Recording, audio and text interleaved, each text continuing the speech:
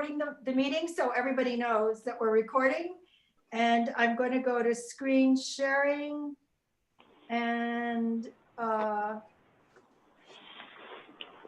will do. Hi, were you able to get on yet?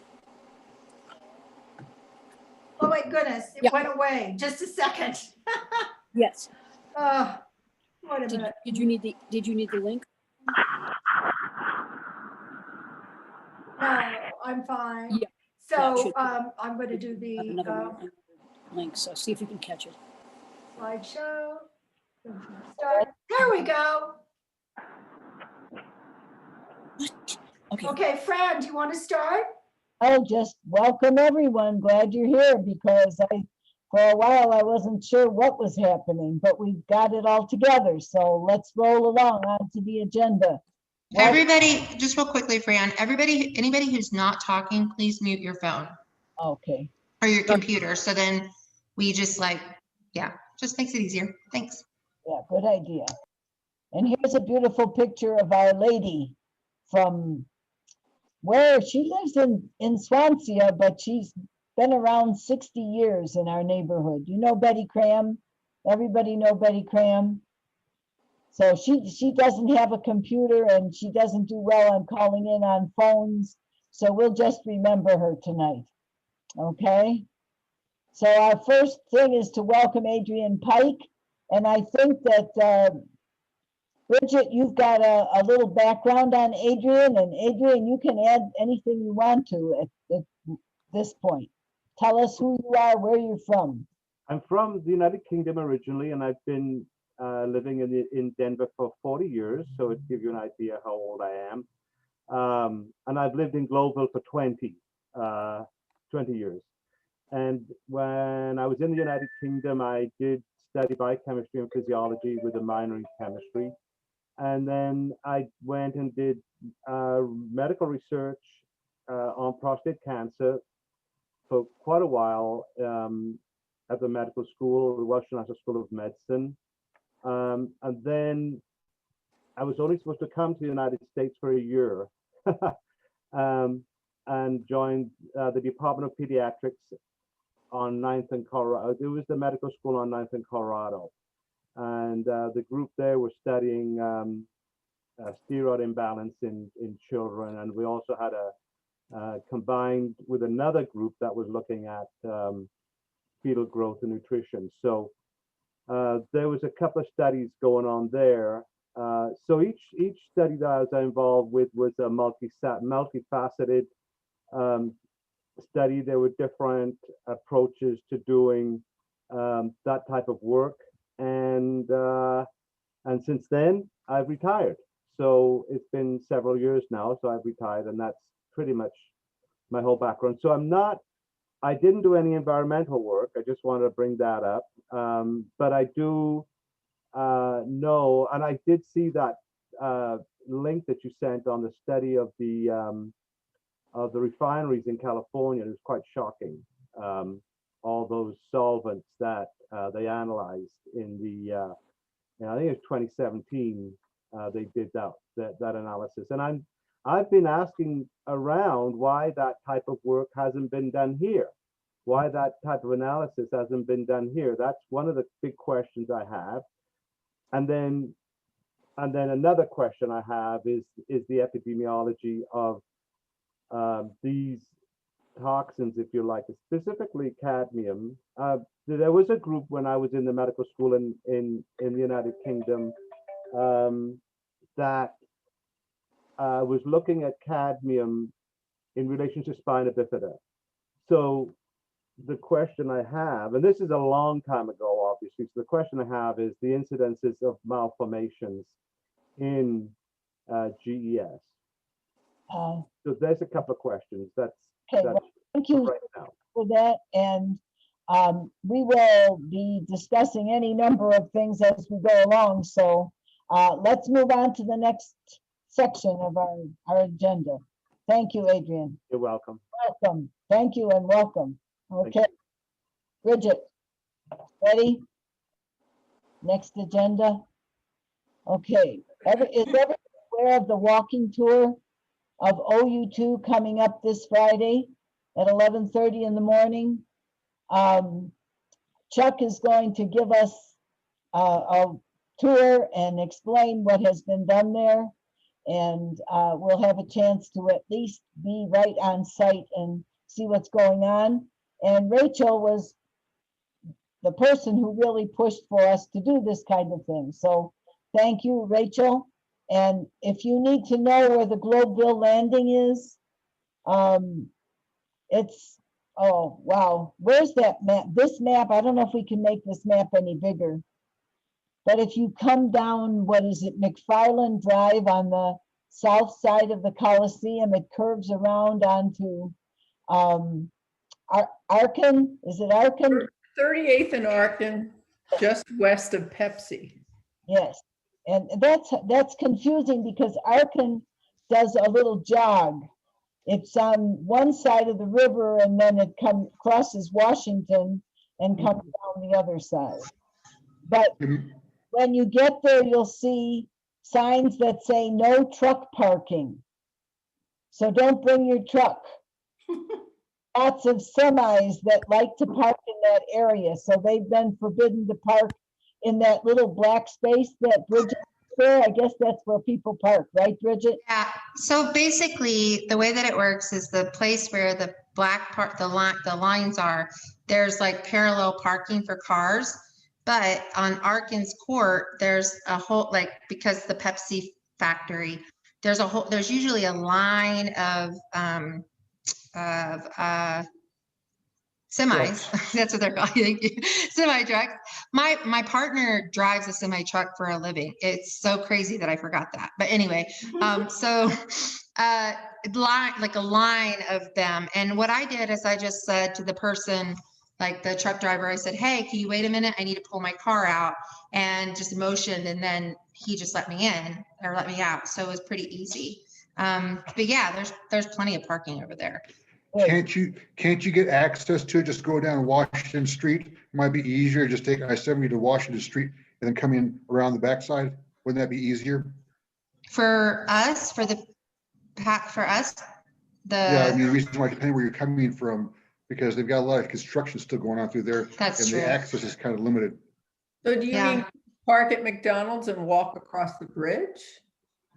The opposite side when you do that. I think you're on the opposite side of the park. Oh yeah, there's a McDonald's over there.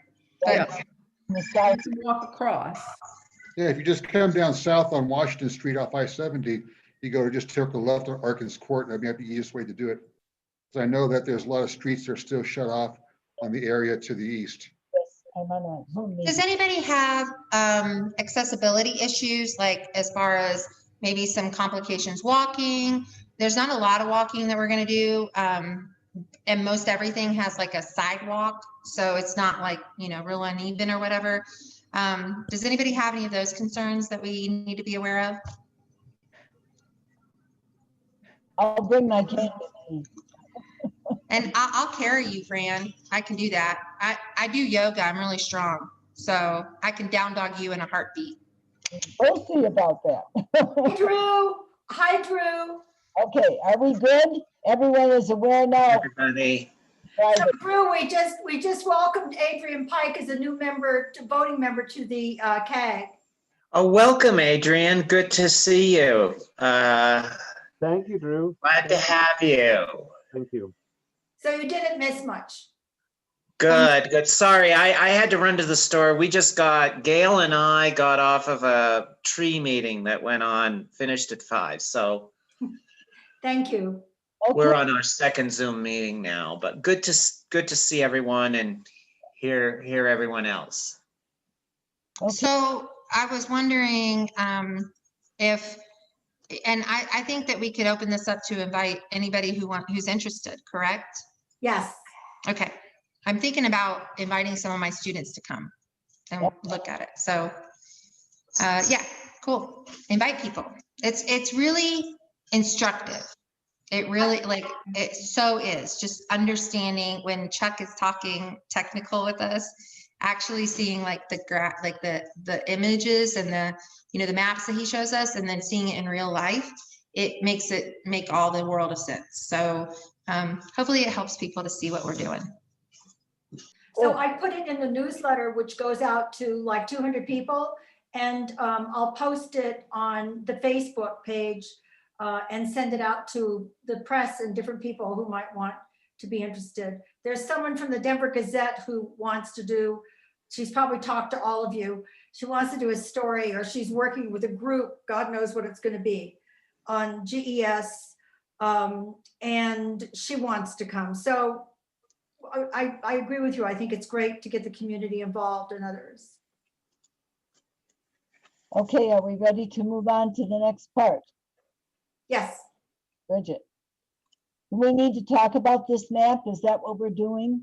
So this map is just to give people, orient them to what OU2 is and what OU3 is, so that they'll understand when they go on the tour. OU2 is a property previously occupied the Omaha and Grant smelter. It includes Goville Landing Park, Goville Landing Outfall, and Denver Coliseum parking lot. And it's the little yellow, the light yellow part. There's an arrow. Does everybody see it? And then OU3 is a property previously occupied the Argo smelter. And the area of concern for cadmium is described as the Argo offsite plume study area, because the plume moved away from the smelter and has gone out into the community. So we wanted people to understand where OU2 was. And then OU1 is the red outline. And these are the residences that have been delisted and supposedly cleaned up. So I just wanted everybody to know what the orientation was. Can Any you, questions? I'm sorry, can I ask a question? Yes. Yeah, how far north on that OU3, that blue, what is that cross street there? Yeah, Right there. yeah. That's the edge of Denver. Is it Is it like 50th, 51st? it's 51st Avenue to the north. Okay, and then, That blue line is not 51st Avenue. 51st Avenue is the lower part of the Argos. That's right around 58th Avenue, or maybe even a little bit farther than that. that's 58th up there, is it? Thank you. I got this off of an EPA document, so I'm not surprised. I'm just trying to get an idea of the boundaries of where Right. the contamination is. And then I-70 is right there going through, yeah, Right. okay, all right, I got you. Hey, Adrian, I'm glad to see you. And I think it's really good that you're learning about this. This is a good chance to get all of our questions answered. I'm sorry, I apologize to everybody, I missed it, but the tour is at 11:30 Friday, correct? Saturday. Yes. Saturday? No, it's Friday. Is it Friday? I thought you said Saturday. No, it's Friday. The tour is Okay. Friday at 11:30. And we meet where? It's a walking tour, correct? Yes, I'm going to flip right back up to the, here it is. We meet Okay. right here. All right. We meet at Global Landing Park. Okay, thank you. I will be there. Thank you.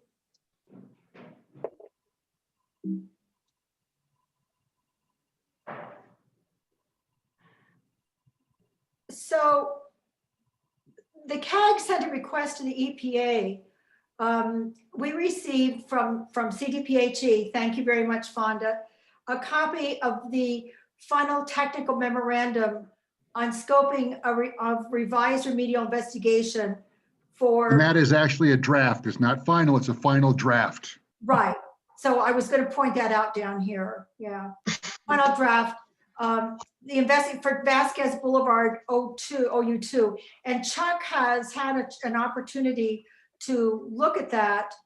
And he suggested that we send a request to EPA in regards to that document. The document, we requested that the document prepared for EPA by Denver be recharacterized as draft final technical memorandum on scoping a revised remedial investigation. We requested a 30-day comment period on the draft final version to be followed by 45 days for US EPA to review public and CAG comments. EPA, we also asked them to incorporate the public comments and the CAG comments into a final technical memorandum on scoping, blah, blah. And then EPA's response was, the scope is under evaluation. I will share the final draft with you. This document is not for public comment. So Chuck gave us some thoughts, and you can read them here. To all appearances, City and County of Denver has predetermined the uses it intends for OU2.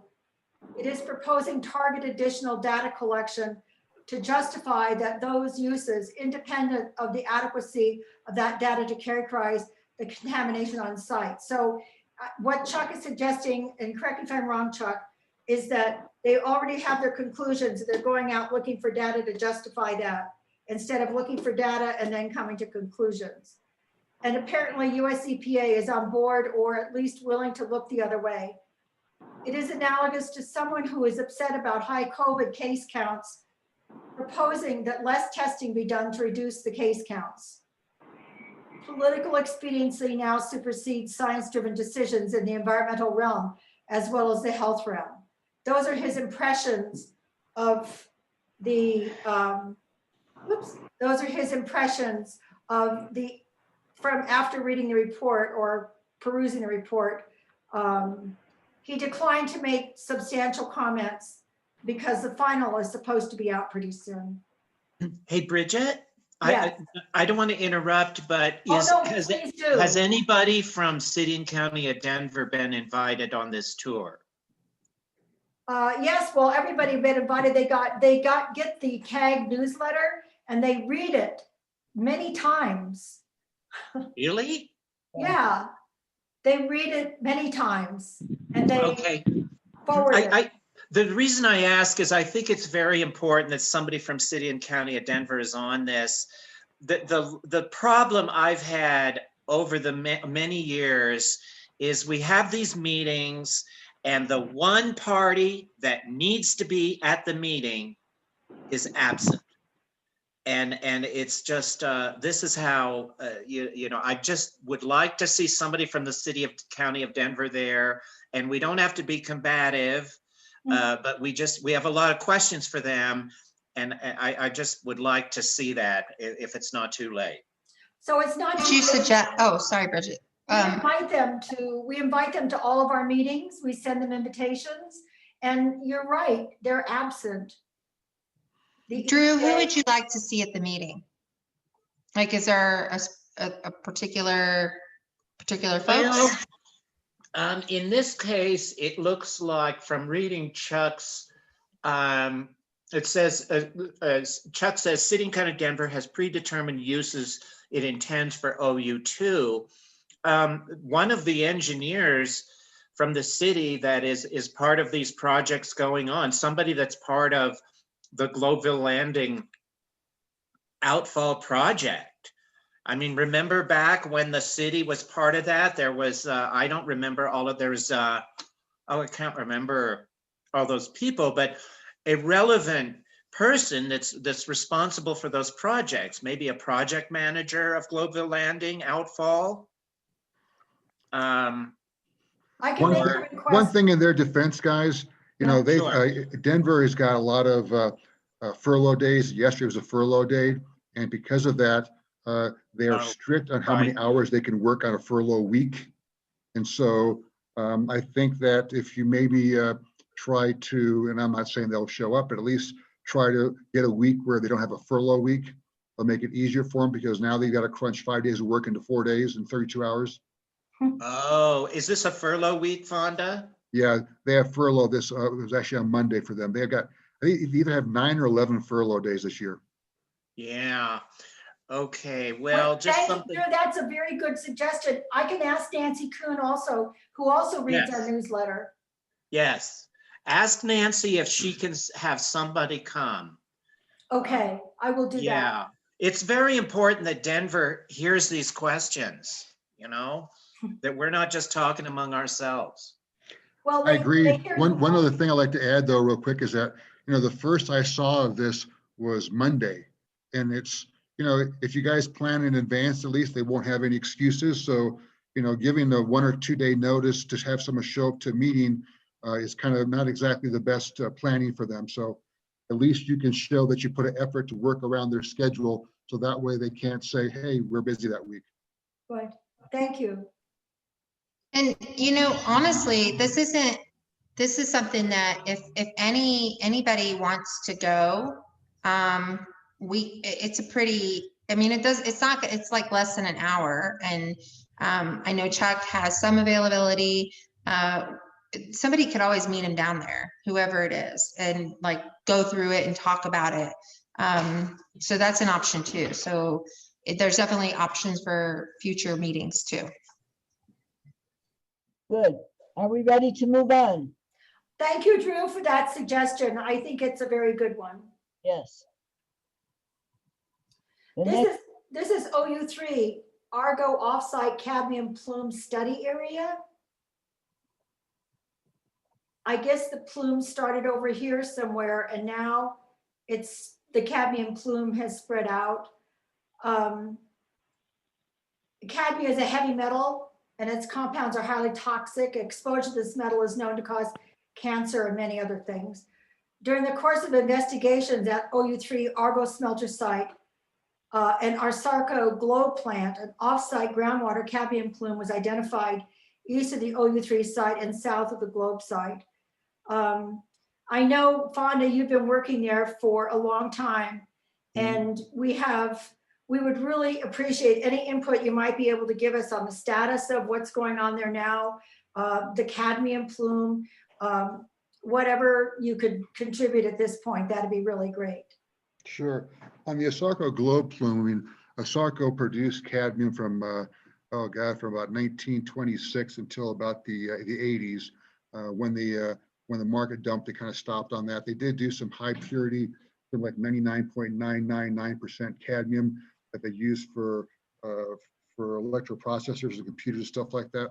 But that's obviously been shut down now since Asarco was bankrupt and shut down the facilities back in the 2004. But the plume, originally what happened was they went bankrupt. Long story short, they had a national trust fund where we came up with a solution to stop and contain the plume from leaving the site. And that was completed in about 2014, 2015. And we're at the point now where actually groundwater leaving the Asarco property is meeting the groundwater standards. So that's a good thing, because before, on the original consent decree, it allowed the plume to keep on going off site and do what's called monitored natural attenuation. In other words, let Mother Nature flush it out. However, we had a developer come in and have an idea of how to clean it up, and actually did a really good job of cleaning up all the groundwater so that groundwater leaving the site now meets basically drinking water standards. So that's been taken care of. There is a plume that hits just to the very tail edge of the Asarco site, but those numbers are actually right around drinking water standards. It's kind of stopping right about there because metals don't move as easily as volatiles and stuff like that, so they attenuate with the soil. But there is still work to be trying to perform to figure out what's going on. However, at the same time, you have to remember this is groundwater, so the only access people have to that is if they're drinking the groundwater. Everybody up there, except for a handful of people who've got some wells, is basically set up on Denver water. So the exposure to people is almost nothing. Back in the 90s, we went around to everybody's property where they had a well and basically told them to discontinue using it. And a lot of people don't use it, but some people use it for just for watering purposes. But every household on there is connected to Denver water. So the exposure is very limited. At the least, maybe somebody who doesn't want to pay for water may use a well that they have there that say that's not working. But then again, we can't force people not to use a well because they're grandfathered in because of rights. So, but the plume leaving the Asarco globe site is no longer existing, and that will flush out with time as it goes towards the. So for Fonda, so you've said you've stopped the contamination coming out of the site, but what about the big plume that's the green thing on the map here? Okay, Is that that green what thing is- is coming, that green thing is coming from the Argo smelter. Uh-huh. I'm talking about the Asarco smelter.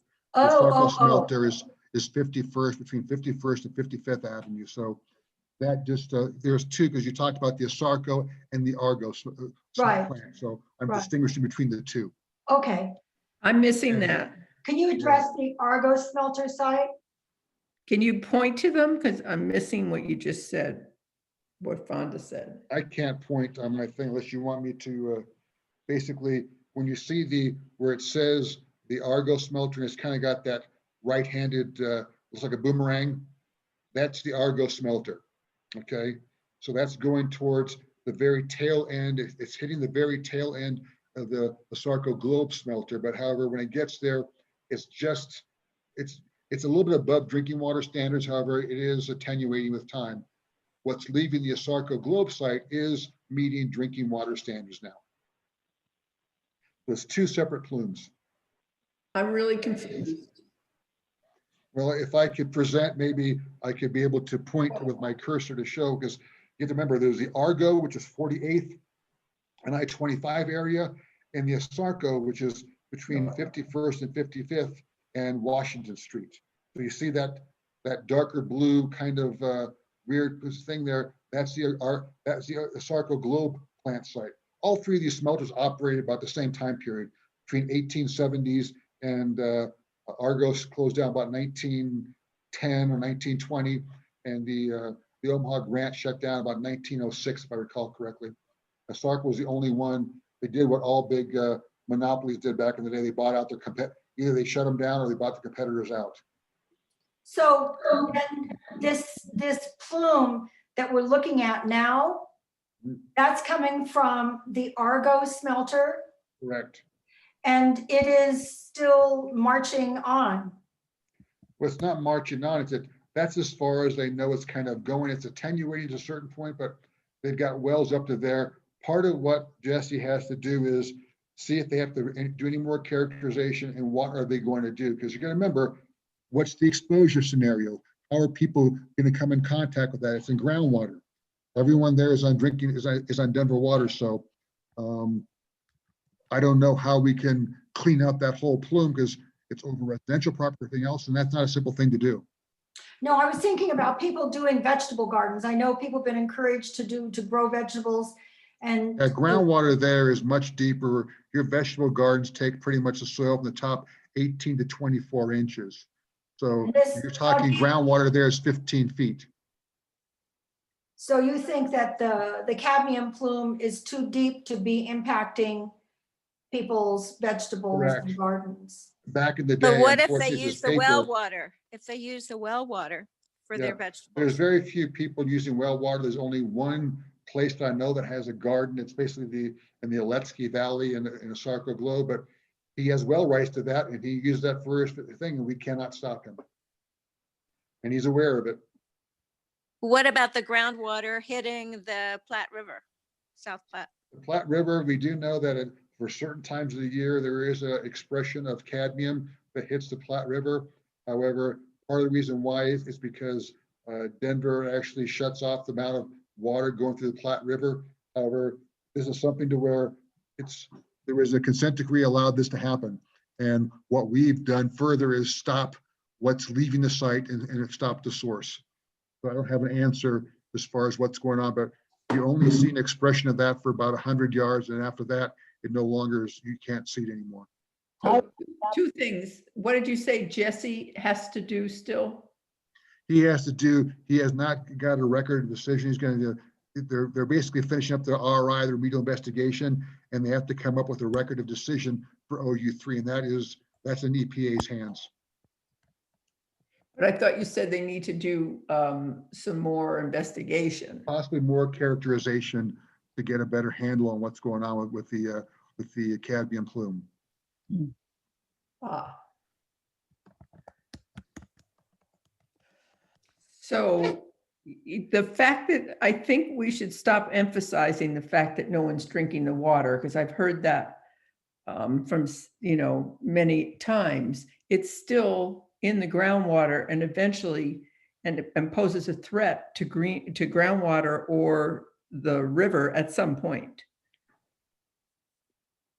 I agree. However, the exposure is how EPA looks at all these sites. What does exposure mean? What are they touching on, or who's taking the? Exactly. How are you coming in contact to where you are uptaking the metal? So we all know that the EPA, that their standards, at least for lead in drinking water, are really what we've heard from our expert, not protective of human health. And so we don't question you, Fonda, but we question the EPA, some of the assumptions that are made. And I chime in with Christine that the groundwater, at some point, we may all have to be drinking the groundwater when the bad drought gets worse. So, and it also, it What if- impacts. Go ahead. Are we seeing any uptake in fish or cadmium levels in the fish near where the Not that I know. groundwater I hits don't know the if any river? studies have been performed for that, but that's not something to where, because it's not being found in the groundwater. It's a drinking water standards are 5 parts per billion for cadmium. As far as what it is, and there's a different level for fish levels, but it's my understanding there is a small area where there's an exceedance of the standard for cadmium. However, it's a very small area. And don't get me wrong, guys, this is not all perfect. We go off of max contaminant levels, drinking water standards, things like that. And that's the guide of how we determine how we can clean something up. Until those standards are changed, those are the rules we have to go by. I understand. Fonda, there's more than just cadmium in that plume. And I was wondering if if EPA, Argo is still, they already did the research on groundwater. Okay, you said there's more than cadmium in what plume? I think the plume we're looking at right now for OU3, the Argo offsite cadmium plume, there is more than just cadmium in that plume. Okay, what else is in there that I don't know of? That anything else that's actually above the max There's no contaminant lead, level? there's no arsenic, nothing No. except the increase in cadmium. Cadmium is the only contaminant of concern for that plume.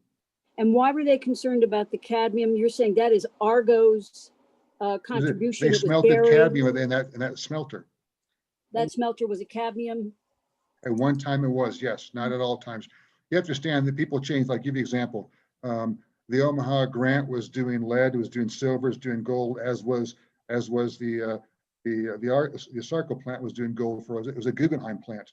So as markets fell and as gold busts happened, different things, they changed the different metals to make a profit. So they did arsenic between 1919 and 1926.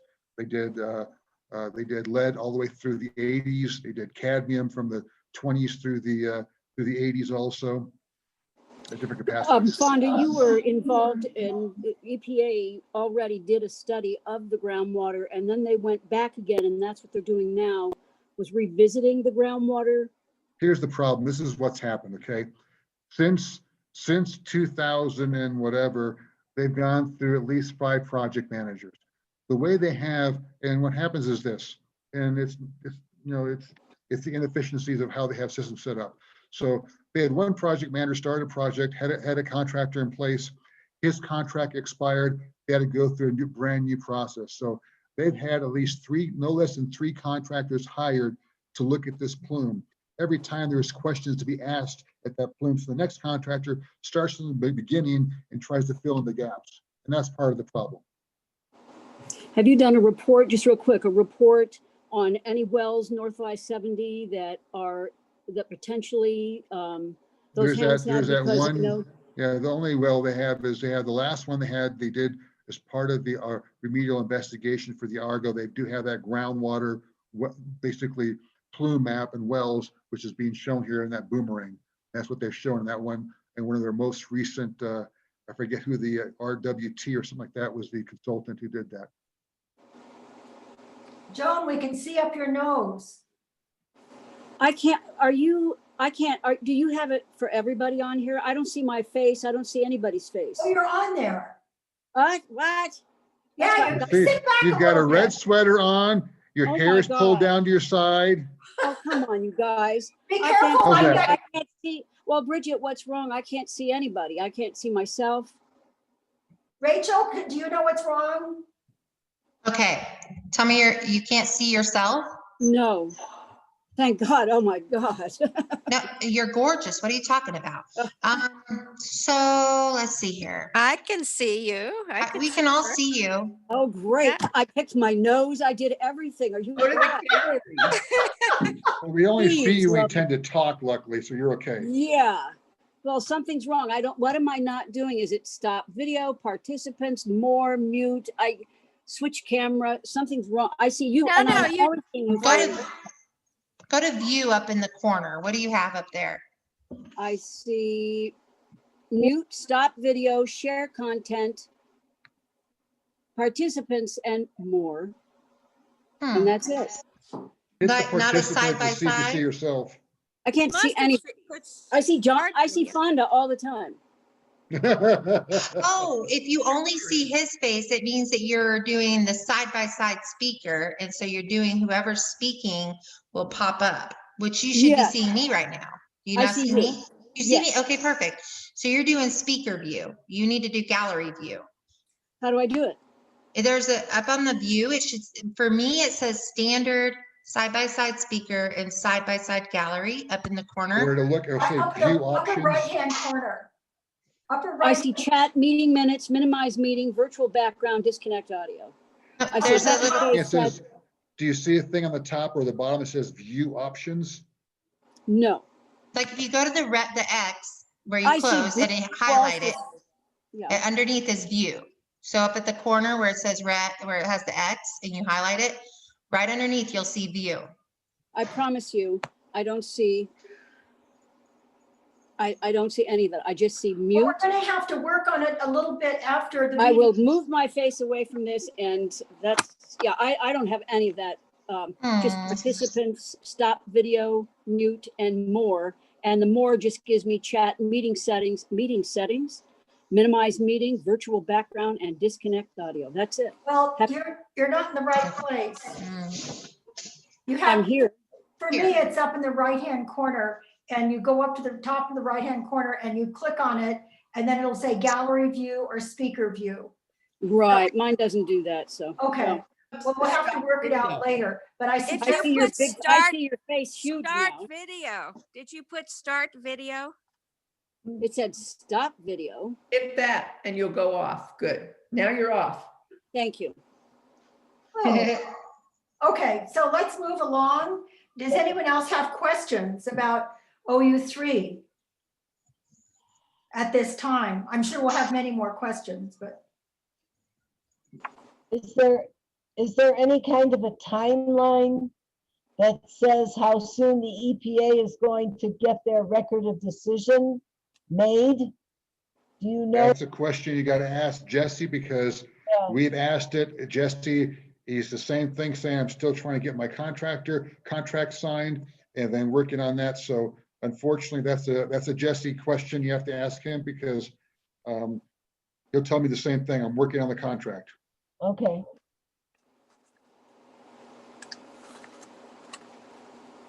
All right, let's go on. Are we finished with the basic yes. meeting right now? Do we have one more thing on the CAG?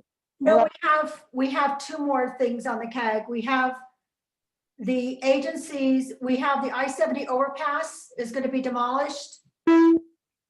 And Part of the CAG, is it? yes, It is part of the CAG? yes. What do you mean? Well, I mean, because that's not a residential thing that takes it in OU1. Is it part of OU2? No. Is it part of OU3? I don't think the overpass basically has to do with the CAG, with the Superfund site. That's Second half of the meeting, the second half of the meeting should cover I-70, you think? the second half of the meeting is when we would talk about the overpass. Although it does go right through the Superfund site. Yeah. And we have claimed a right to be concerned with things that happen in the Superfund site besides OU2, OU3, and OU1. But Bridget, we won't get EPA ever to respond to us or attend these Okay. meetings, which that they jumped on us. Chuck Norris? Chuck? Are you there? Yeah, this is Chuck. All right, this is your part of the meeting for comments, suggestions, observations, cautions, jokes, anything. Well, the only joke I have would not be appropriate, even though there's no visual to it. The comments I sent to CAG that at one point the CAG distributed it, I think, to everybody that they distribute things to, and the overhead that Bridget showed selected some of the observations that I had, but just in case somebody didn't read the whole thing, I offered some qualified observations about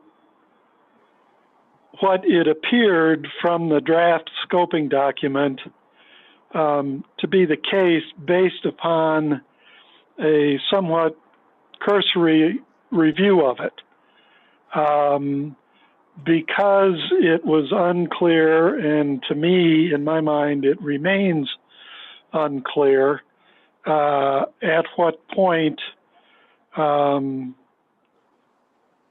the EPA is going to take comments from the public, or whether they're ever going to take comments from the CAG other than simply discounting it as public comments. I saw no point in digging deeply into a draft document beyond the cursory view, where the timeline in that document indicated that there would be regulatory comments offered and responses made, at which point they would issue a final scoping document. That document was supposed to be produced at the by the 18th of October. In the latest quarterly meeting from the EPA, they're saying, oh, that's not going to be there in the third quarter, it'll be in the winter quarter. So that presumably means it's after October 31st and before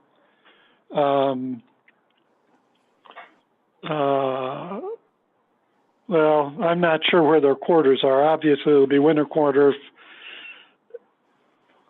Normally, winter quarter is October, November, December, but maybe it's January. Anyway, they don't offer when they're going to be issuing the statement or the version that was supposed to be on the 18th of October.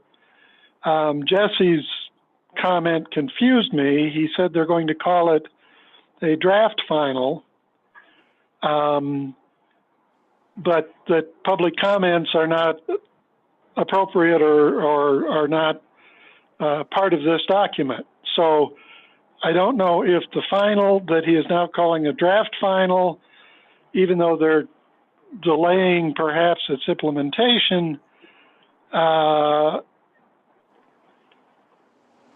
to follow up that statement with saying, which was one of the things I asked the CAG to come up with, to say that, yeah, I'm going to call it a draft final, but this document doesn't get any public review, is, maybe in this document he was referring to the original draft, but he is going to allow at least public comment on the draft final, and then they're going to issue a draft. But I have no idea from both, from the communications in the last week or 10 days from EPA, at what point, if ever, they're going to allow feedback to the EPA, either from the public or from the CAG, on the scoping document. The scoping document's important because the work plan comes out of the scoping document. And the work plan is an outline, a description of what the additional remedial investigation is going to consist of, and the feasibility studies, the human health risk assessments, things like that are supposed to then be derived from those further investigations.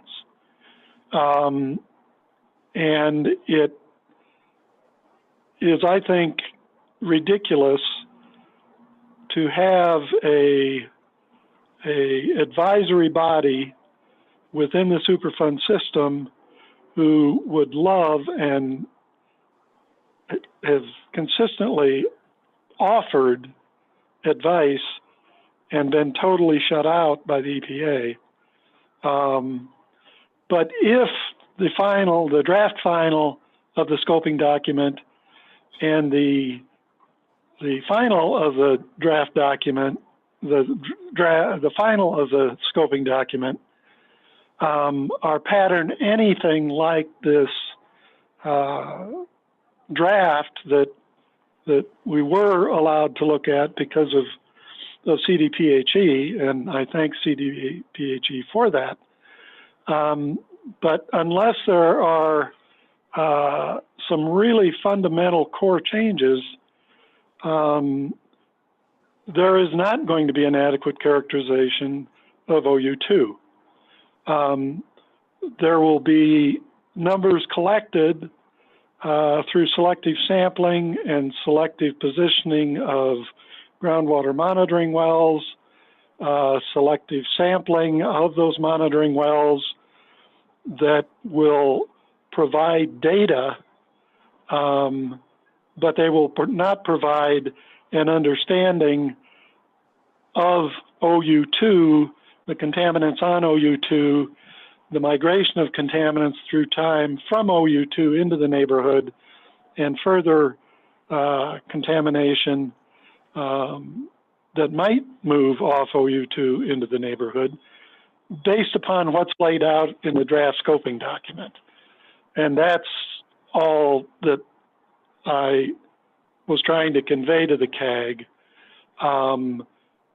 But at this point, and with what EPA has said, without clarification, and of course EPA, as far as I know, is not at this meeting once again.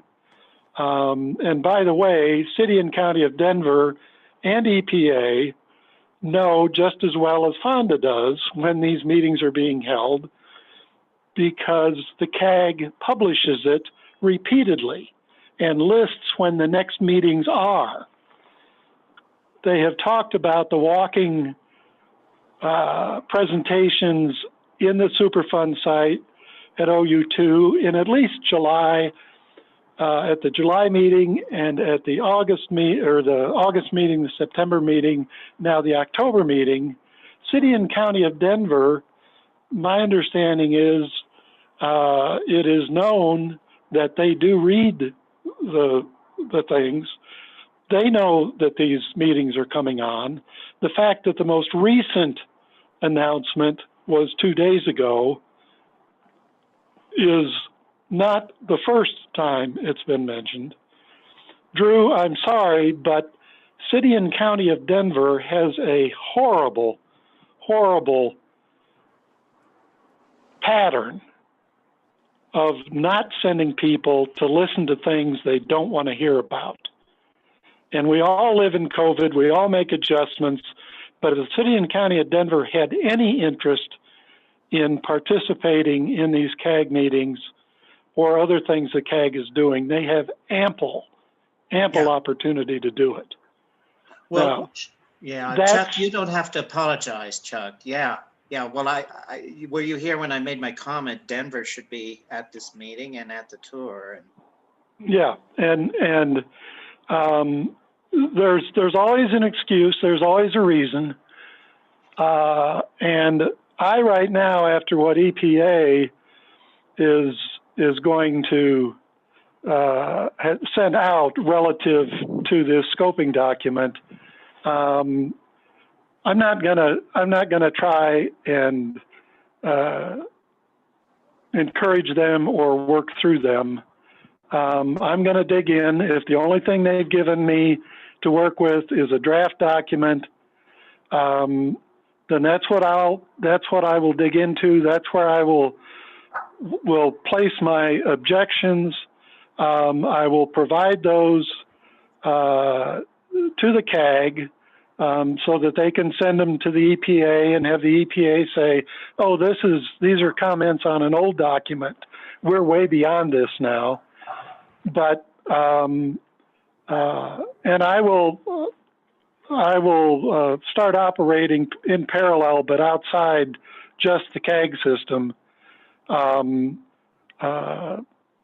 and see who else we can get that might be interested in what is being done at OU2, because it's clear that the EPA, or at least the way I feel this week, is that the EPA does not have any intention of meaningfully looking at this document or requiring City and County of Denver to meaningfully look at OU2.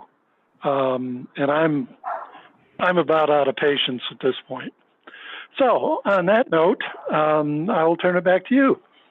Is there any way to go above Jesse and the region? There certainly is, but this is Joan again. Chuck, thank you. Thank you very much for reviewing that. And Fonda, Yes. you sent an Excel spreadsheet to Chuck. And one? thank you. Well, this is in relationship to the report he's talking about right now. It was Fonda. She's referring to the Excel spreadsheet that we got from CDPHE about the same time as we got the draft document, draft scoping document, and it had the at least the first round of comments and some responses to comments Oh, that one, right, yes, Mm-hmm. in a spreadsheet format. right, I think that's what Joan was talking about. yes. Thank you, Chuck. And And that- so Fonda, you sent me an email saying that the report is a draft final and had input from both the state and the EPA. Now, Yes. when I was looking at, and so I'd asked Chuck, where did all this spreadsheet commentary come from? And there is no identification whether it was the state of Colorado or the EPA. And and the so we don't EPA know yes. who's saying what. So that's The why I wanted EPA put that together. I provided my comments and Jesse put in what he felt was right. So, you provided your comments on that spreadsheet. yes. Did you And identify which unfortunately- ones? I don't And see an yet, identification. what's the one I sent you saying Yeah. about trying to talk about the expression of groundwater or the possibility of the Globeville Lang outfall being a point source? And I requested to have more characterization of that. And Jesse basically kind of said, well, we'll look into that after we do this. So I'm like, okay, Jesse. Well, that's why I was saying there's not any identification, whether it's a comment from EPA or CDPHE for the CAG to get a handle on Well, the CAG had not what's seen going the on. And original the fact draft. that there's nothing you can do about forcing EPA to Right. respond, but you did get a comment. You did, that letter and that document came from Agatha Linger. Thank you very, very much, at least for letting us know that's who the contact is for that report. And we do have her telephone number. So she sent that draft scoping report. We have her name and number. So we have an idea of where that's coming from. But I think the big picture for us is we're very lucky to have CDPHE here. We have now had EPA refuse to attend since September of 2019, last year. And we just received 2 quarterly reports. Did you get copies of that, Fonda, the 2 quarterly reports Yes. that came to us? Yes. And so I just wanted to make sure that we'll discuss maybe that later. But anyway, Chuck, thank you so much for getting in there and digging. And there's a problem. So Um, Fran. yeah. Are we ready to go on to the agency Oh, presentation? I just want to thank Chuck for this work and your persistence on this. It's so valuable. I think nobody else could do it, and it's just really valuable, Chuck. Thank you so much for your stick-to-itiveness. Thank you. Thank you. Well, Drew. you're welcome, but Can we get Fonda to identify on that spreadsheet which ones are CDPHE comments and which one are EPA comments? Because as you know, Jesse will not communicate with us at all about that report. Well, did CDPHE send like their comments in not in a format, Excel format, but did they send them like a letter or a No, report? I had a of their meeting. comments? Yeah, I had a meeting with Jesse, and I told him my biggest concern was about, Chuck's concern. I wanted to make sure I felt as if we had adequate monitoring wells to be able to do the characterization that's required. They also, again, this is also, it's this technical memorandum is not a final thing in the sense when they get out in the field, if they find something different, they're going to adjust to that too. But still, the point being is that technical memorandum was a kind of a map of how to put together the revised RI. And then as they went out in the field and did more work, if there's gaps, they're gonna have to go back and fill those gaps. But there was nothing written down between myself and the EPA because my concern was that the same thing I sent back to you, talking about my concern in which Jesse decided he didn't want to include. Well, Fonda, did Jesse not identify the concerns that Chuck has presented to you, or did you present, how do you feel about some of the comments that Chuck has made? Well, I mean, I understand where Chuck's coming from. I believe that there will be adequate characterization because as we get the RI is not like final. If we have something that comes back that doesn't make sense, they're going to have to go back and do more work to fill in the gaps. But at the same time the way I look at this is all work that they're going to do to be able to remove the landfill. And then the concern I have is okay, fine. See about Chuck's concern about the possible point source and to see if there's actually something coming out from that area. And so because all the landfill is going to be removed, except for a certain portion, that's where the global land outfall is, which is not your typical municipal waste and stuff like that. But we'll disagree with that, Chuck, on what's actually there. I wanted to make sure the groundwater is not a point source to the Platte River. Fonda, is the Coliseum going down?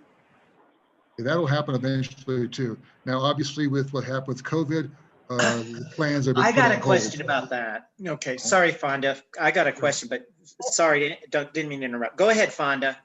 Yeah, the Coliseum will go down, however, because of COVID and Denver's huge downfall in budgetary stuff because of taxes and all that stuff. It's all been put on hold except for the remedial investigation. They're going to continue doing that because that's been funded elsewhere.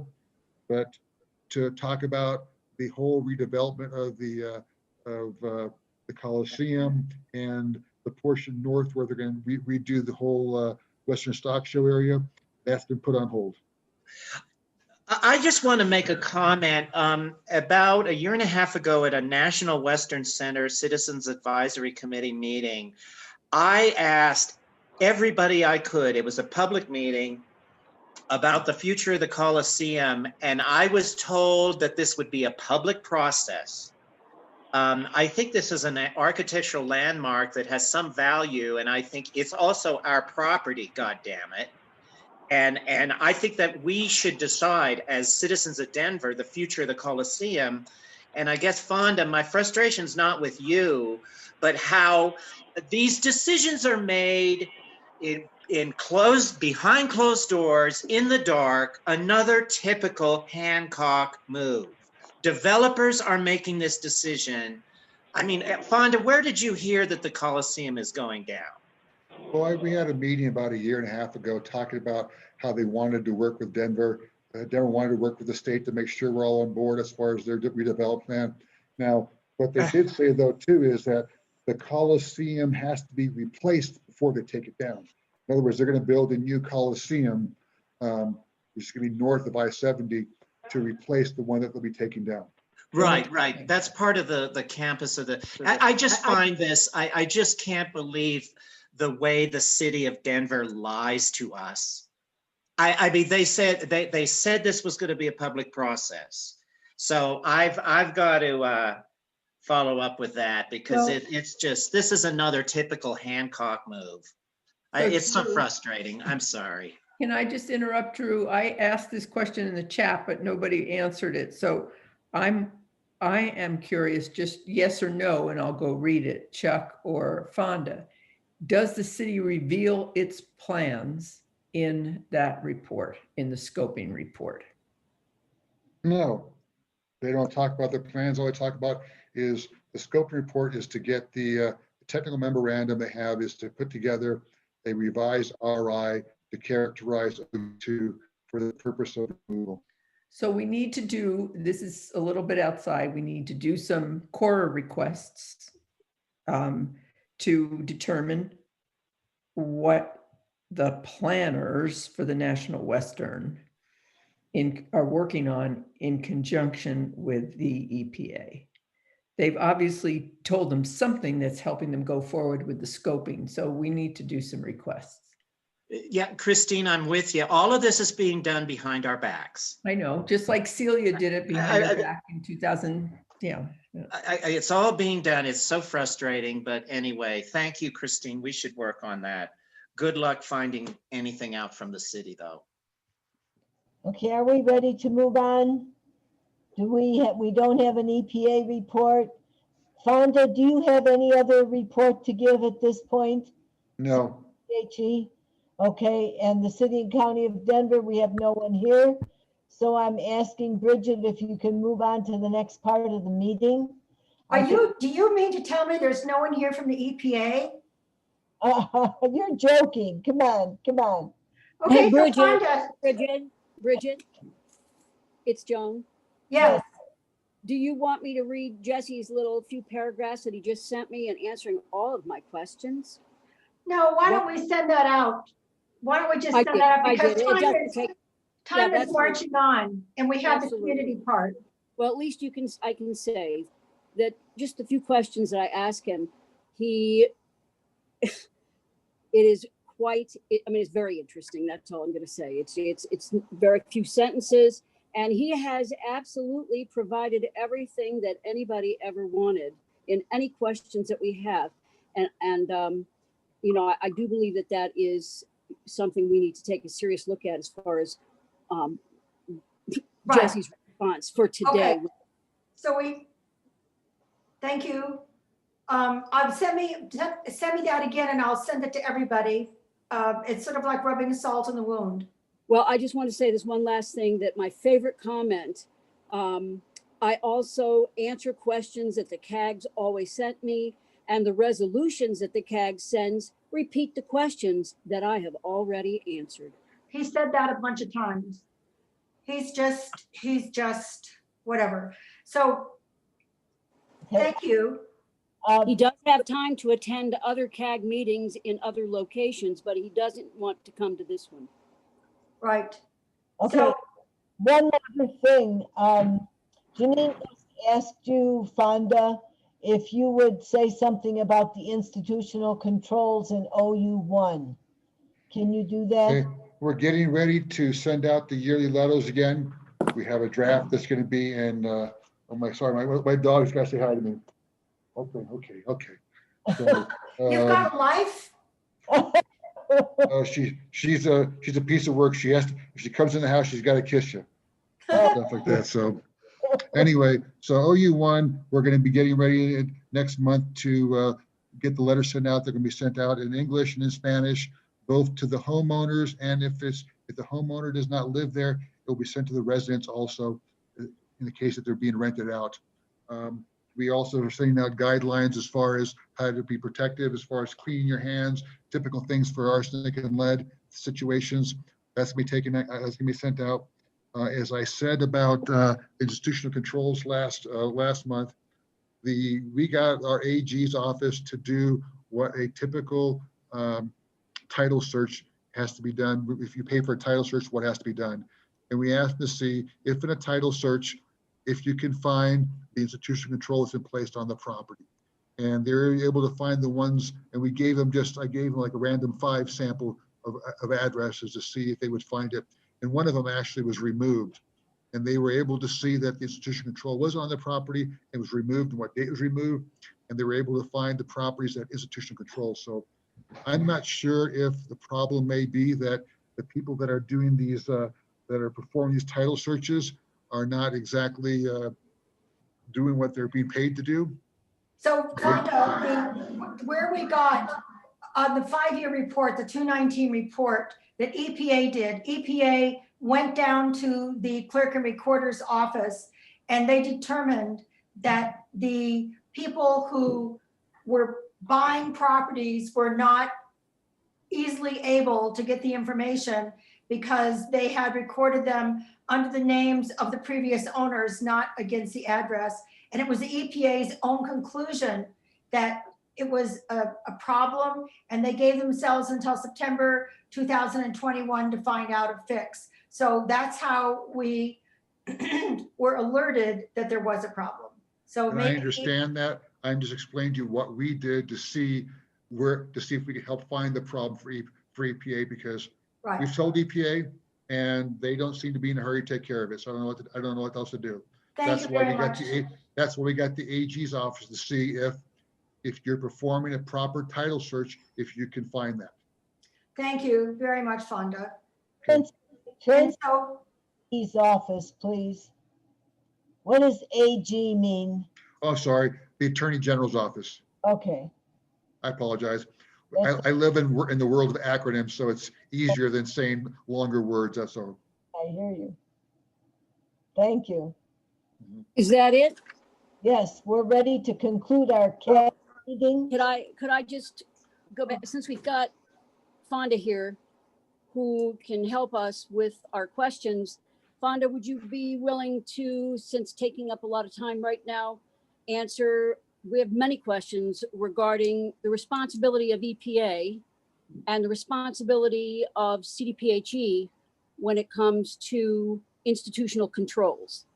Because we've been told that operations and maintenance has now been passed to CDPHE. Right. And it is CDPHE's responsibility to continue with letters and letters now in Spanish, because they never went out in Spanish. Right. And that we've been told that if you receive a telephone call from any citizen who's received that letter, that you tell them that they have to clean it up and either have to test or depending what the situation is. Yeah, if it yes, has not you are been tested, absolutely either right. tested or needs to be cleaned up if Right. they want to be able to, because Denver will not allow them to get permits and stuff like that because of worried about Well, what exposure to happened people. was, so what the problem is it appears that we've got EPA and CDPHE overlapping, and EPA is pointing the finger saying